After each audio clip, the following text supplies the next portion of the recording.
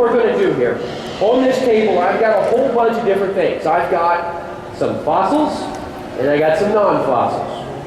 I got some dinosaur bones, and I got stuff that ain't dinosaur bones. All right? And what I'm going to do is I'm going to give you a little clue, a secret, a hint as to which one of these is a dinosaur bone, and then you got to come up here and guess. Does that sound like fun? Yeah? Who wants to be my first guinea pig? I mean, volunteer. You? All right, you're a brave girl. Come on over here. Come over here. All right, come over here. All right. We got a whole bunch of things on here. Now, here's your first clue as to what dinosaur bone looks like. You ready? Okay. First clue is this. Color. Dinosaur bone is going to be a different color than a modern bone. Go ahead and make your selection. This one here? This one? What do you think, audience? Is this a dinosaur bone? No, sorry. Nice try. Thank you for playing, but no, sorry. No, this is an alligator skull. And actually, this is an alligator from Florida. Believe it or not, there were lots of alligators. Alligators lived at the same time as dinosaurs, and they got quite large. There was one called Sarcosuchus from Africa that could reach a length of 60 feet and probably fed on other dinosaurs if they got too close to the water's edge. Yeah, things like this over here. This is a duck-billed dinosaur leg bone. This is a real one. If you haven't had a chance to come up and take a look at it, this is a real leg bone from a duck-billed dinosaur. And if these got too close to the water, Sarcosuchus would make a quick meal out of it. All right. Now, the reason why I said dinosaur bones are a different color, that was your hint, right? Color? Yeah. All right. Dinosaur bones tend to be a brown or a black in color. Who in the audience knows why? Oh, yes, sir? Why would a dinosaur bone be brown or black? Because what? Because they're different. Yeah, they are definitely different. Yeah, they're definitely different. Because they're fossilized. She's got the right word. Give her a hand. Good job. They have been fossilized. That's the key word. You know, this thing's been buried in the ground for some 65 million years. It's been kind of squished flat. It's been, a lot of things have gone on with this bone. See, dinosaur bone, or modern bone, starts out white in color, right? If you were out in the desert looking for dinosaurs and you found a white bone, okay, you're probably looking at a cow bone or an antelope or a deer or something like that, not a dinosaur. All dinosaurs are brown or black. And that's because of the minerals that have replaced or fossilized the actual bone, right? In this case, it's kind of a rusty brown color. What kind of mineral might have a rusty, that's your hint, iron, thank you very much. Iron has replaced this. Groundwater has carried iron molecules into this, iron atoms and whatnot has replaced the actual bone. All right, that was your first clue. Who's my next volunteer? You going up next? Yeah? Okay, you're number 2. Okay, my number 2 clue. You ready? Texture. You know what that means? I didn't either. All right, texture basically means that there's something unusual about the surface of the bone. Texture is a big fancy adult word. It means that the surface is unusual. Lots of lines running through it. Go ahead, make your pick. Let's see. It's kind of like that scene in Indiana Jones and the Last Crusade, right?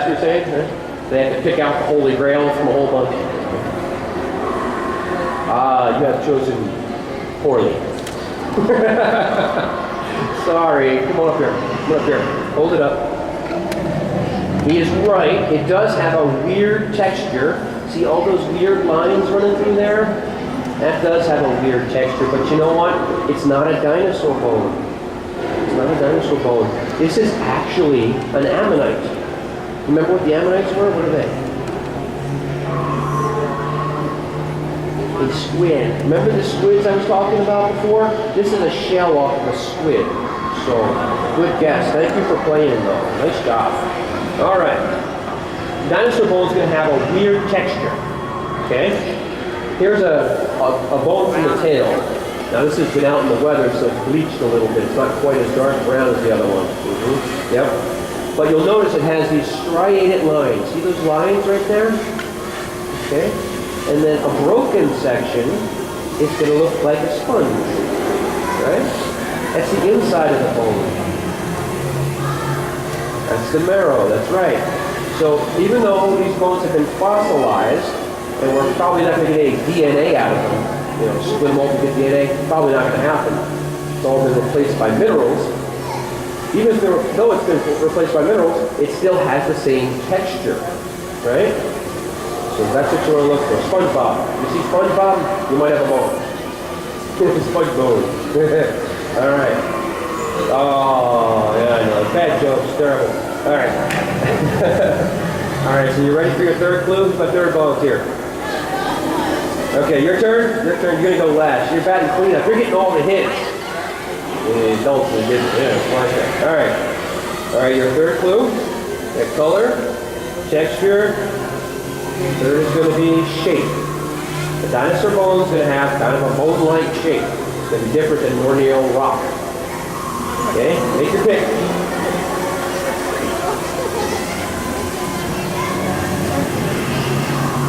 That one? Does that look like a dinosaur bone? No. Dun, dun, dun, dun, dun, dun, dun. Wrong color. This would be a shark jaw. This is an actual shark jaw from Florida. Okay.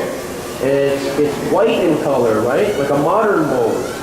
What color should dinosaur bone be? Brown or black. Thank you. Good job. That's right. Brown or black. Okay. This is pretty cool though. And sharks are pretty cool. In fact, sharks are a very old type of animal. They go back over 360 million years. So there were sharks that lived long before the dinosaurs. And there were some sharks that got really, really big. Here, I'm going to show you this one here. Thank you for asking, sir. They got very big, as a matter of fact. This one is a shark tooth called Megalodon. Carcharodon megalodon. And Megalodon was a huge monster shark. You can tell how big a megalodon tooth was. I mean, how big the shark was based on the size of the tooth. For every inch of tooth, we have 10 feet of shark. So this came from probably at least a 30-foot long shark. Scary. Big. All right, now shape. Getting back to shape. See, your clue is the shape is going to be unusual, right? Well, I'm going to use these two. I'm going to take these two out of the game. I know, that's why I took them out of the game. So you thought I had it easy. All right. Shape is what helps me to identify the type of dinosaur the bone came from. This here is a bone from the Triceratops. It's from the tail of the Triceratops. It's a tail vertebrae. Okay? I know that because it's shaped like a drum. It's circular in shape. Everybody see that? Okay. This one is shaped like a shield. And so I know that this is a tailbone from a duck-billed dinosaur, Edmontosaurus. So, Edmontosaurus, Triceratops. Make sense? The shape teaches me, or tells me, what kind of animal it came from. So, alright. Color, texture, shape, and the fourth thing, weight. So weight. Back up. Let it through. Okay. Well, the weight, what do you think? What do you think? The weight's going to be something. It's going to be fossilized, and we talked with minerals, right? That's right. She's trying to lean on some more hints here. That's right. It's wood. And that would be that's something from the sea. That'll be in our $75 million plan. Yeah. She's got it. Good job. She found it. Let's give her a hand. Good job. All right. We have indeed a piece of dinosaur bone. Okay? It's brown in color. It has the right texture. See all those little lines and streaks in there? It has a spongy texture right there. Okay? It has a weird shape to it. Okay? And it also has a little bit more weight. Why would it be heavier than a modern bone? You guys know? Right? And what's that word we're looking for? It's been buried in rock for a long time, and it's been fossilized. Thank you. Very good. Nice job, young paleontologists. All right, you may get down. Thank you very much, young ladies. Okay. It has been fossilized. In adults, what mineral has fossilized this? Iron, so it gives it a little bit more weight. Okay? It's like if you take this bone right here. This one is a buffalo bone, actually. It's a modern buffalo bone. It's only a few years old. There's a lot of buffalo up in South Dakota, so one of them was kind enough to give me their leg, the femur. But you'll see that it is white in color, and it is very lightweight, so there's been no fossilization to it. You know another reason why I can tell us about a dinosaur bone?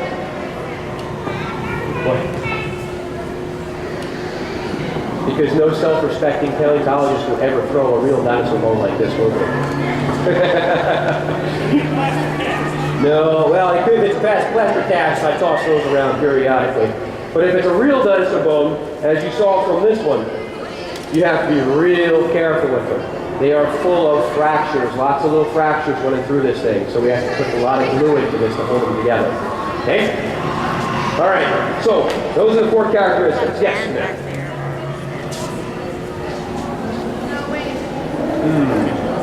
Well, I'll just give you kind of a rough estimate. This one here, this one I hated dragging out of the Badlands. I couldn't get the truck close enough to it. It was about a half mile, the truck a half mile from where I found this. It weighs about 100 pounds. That was fun trying to carry out of the Badlands. This one here, this one's probably about 25, 30. Okay, this is an upper arm bone from a duck-billed dinosaur. Okay, and you'll notice that we have to use, we have to have a plaster cast or a plaster jacket put around them to hold them together and make sure that they stay together. Okay, helps protect it, just like if you broke your leg, a doctor would put a cast around your leg to hold your leg together so it healed. Well, we have to put a plaster jacket around it to hold it together until we get it back to the lab. Okay? All right. So now, if you're going to go out looking for dinosaur bones, a couple other things you're going to need. Usually in education, most paleontologists go to school for about 7 to 8 years to get their PhDs, their doctorates. Okay? Because that education is going to help you. Paleontology is a cross-discipline. It's made up of geology, which is the study of the earth, and biology, which is the study of life. And you put those together and you get paleontology. Okay? Now that education will help you differentiate the bones of a T-Rex. If you want to go find a T-Rex, you better know what the bones look like. So, for example, let's see. How about this one?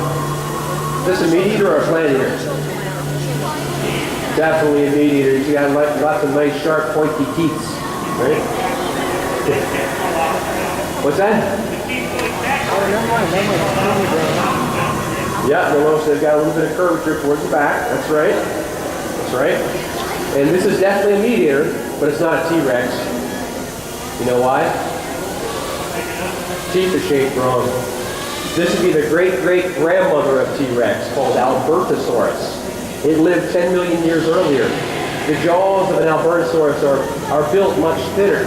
The teeth are much flatter and sharper. Okay? Teeth of the T-Rex tend to be a little bigger.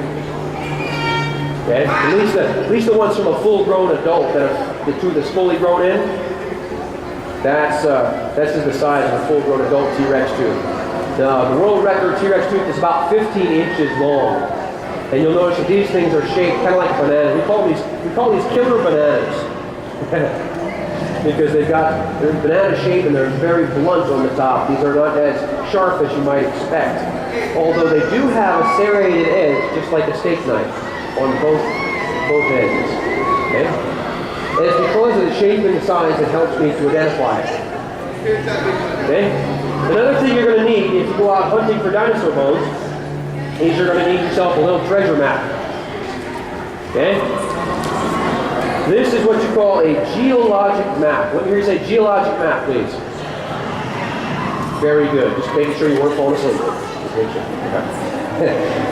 This is a geologic map. And what a geologic map does is it shows you the right age of the rocks that are exposed at the surface. Who can tell me what age the dinosaurs lived in? Yes, sir. Cretaceous is one of them, yes, with a whole age. Mesozoic, thank you. Boy, you're getting them all right. I'm going to sit down. You need to come up. The Mesozoic era. The Mesozoic era lasts from 245 million years ago to 65 million years ago. Right? And it goes to the Triassic, the Jurassic, and the Cretaceous periods. Okay? So if I want to look for dinosaurs, should I bother looking at rocks that are only 10,000 years old? No. I mean, you can look there, and if you found something, it'd certainly make headlines. But so far to date, no one's ever found any dinosaur bones in rocks dated to 10,000 years old. Okay? So we go and look in Montana in these green-colored rocks here on the map. Okay? That's where you would find dinosaurs. If you want to look for a T-Rex, you look there. If you want to find a woolly mammoth, you look there. Make sense? Okay. So in South Dakota, we got a little geologic map here in South Dakota. Where I work is generally in this band of rocks right here. All these green rocks right here. In fact, about half of the T-Rexes that have ever been found have been found in those rocks right there. Okay? If I want to find a mammal, I go there. If I want to find a marine reptile or an ammonite, I go in this band. Make sense? Okay. Some people ask me, do you find any dinosaurs in California? And believe me, I'm no expert in California geology. As a matter of fact, this is my first trip out to California. But what I have done, did do a little research before I came out here. Apparently there's only been 2 skeletons of the dinosaur found in California. Okay? And they were both pretty well banged up. Does anybody know why we only find 2 here? Guess? Not a lot of dinosaurs lived here. That's right, very good. The reason is because during the entire Mesozoic era, during the entire age of the dinosaurs, California was mostly underwater. It was mostly underwater. There was just a few islands up in here that were still around. Okay? So in order for a dinosaur to be buried in these right age of rocks, it has to go from where it lived over here in Nevada, die, get washed out to sea in a river, or go in a river, get washed out to sea, and then get buried somewhere on the sea floor. And as you can imagine, that's a long journey, and a lot of bones just disintegrate, get broken up, maybe chewed on by scavengers. Okay? So you only find bits and pieces of dinosaurs. Now, apparently, south of San Diego, over in Baja, California, you get a lot. So there's a lot of dinosaurs down right through here. The only 2 that have been recovered right there, somewhere just west of I-5. Okay? But, you notice there's a lot of Mesozoic rocks there. And they're all marine. So in California, I'm told, this is what you can find. So still some cool stuff out there. This one here is a lower jaw from a marine reptile called a mosasaur. Now, mosasaurs lived at the exact same time as the dinosaurs. They were just as old. They went extinct at the same time as the dinosaurs. And they were just as nasty. You certainly won't want to mess with this thing. Okay? But technically they're not dinosaurs because they swim. Okay? This is basically a big lizard that figured out a way to go back into the ocean and swim like a whale. Alright? Now this thing here would have a jaw about 6 feet long. Or the whole jaw, the whole skull would be about 6 feet long. Okay? The body of this animal was 45 feet long. Okay? We call these the T-Rexes of the sea. So, during this time in California, if you were standing on this spot 75 million years ago, you'd be under seawater, and you'd be bombarded by both ammonites and these critters. I wouldn't want to go swimming out that seaway. Okay? Some other things that you might find, and when you get a chance, come up and take a look. In these two cases here and here, I've got the bones of a plesiosaur that I collected from South Dakota. It's the flipper bones, very rare. This one here in particular is one of two of its species in the world. The only other one of its species is up at the Royal Ontario Museum in Canada. So, with that, I am out of time. So, I'll have to end it right there. Thank you all. Thank you. Thank you. I'll take a few questions if you have any questions for me. Yes? I ran out of brochures, unfortunately. I do have a business card over there on the table. Or I could get you in just a few minutes. When I get down, I'll get your card. Anybody else have any other questions? Over here.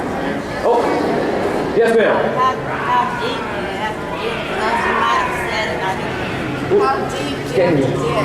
How deep do you have to dig? It's a good question. Now, when I go out hunting for dinosaurs, what I do is I walk along river channels and along the banks of buttes and outcrops and badlands. Okay, you know what badlands are?